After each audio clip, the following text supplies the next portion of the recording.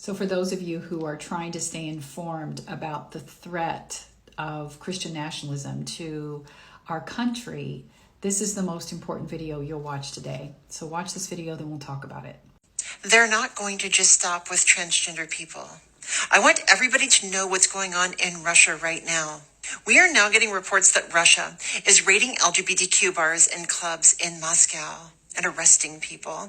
This comes after a court decision in Russia that declares LGBTQ rights to be an extremist movement.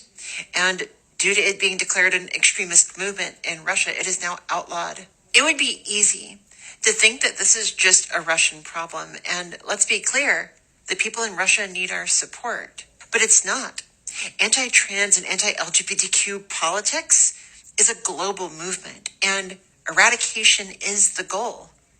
In the United States, we have a history of raids on LGBTQ bars and clubs. And already we have in Florida, for instance, the targeting of a place just for hosting a drag brunch. We have pride parades being shut down in Treasure Coast. In Tennessee, Borough Pride ended up getting targeted. They also tried to do the same thing in other places. And while Russia started with a don't say gay law, 10 years ago, and then recently focused on transgender people, going as far as to take away kids, the same thing has been happening in the United States with a don't say gay bill in Florida and the targeting of trans parents and kids throughout the country.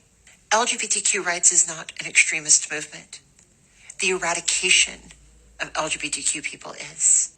Now I have that video tagged below so you can go follow Erin if you don't already. And this is an interesting article that talks about the rise of Russian Orthodox Christianity inside America and its connection to far-right American extremism, which read into that Christian nationalism.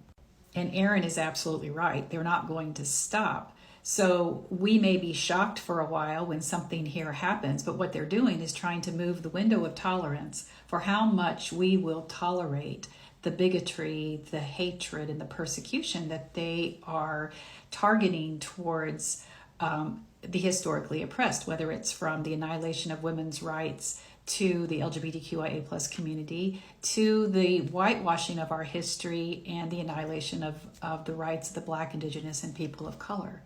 But what action do they take? Who do they protect? House Resolution 894 was intended to protect Israel. That any language that is anti-Zionist is considered hate speech, is considered anti-Semitic.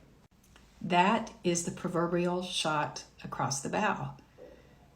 So while all other rights are being annihilated and the rhetoric, the dehumanizing language that's related to anything that's specific to the historically oppressed, that just continues to be amplified. The Christian nationalists doubled down on their support of Israel. And why is that? That's all rooted in Christian Zionism. Just remember what Erin said at the end of that video. LGBTQ rights is not an extremist movement. The eradication of LGBTQIA plus people is. Any action that annihilates the rights of anyone is part of an extremist movement, and that is at the heart of Christian nationalism.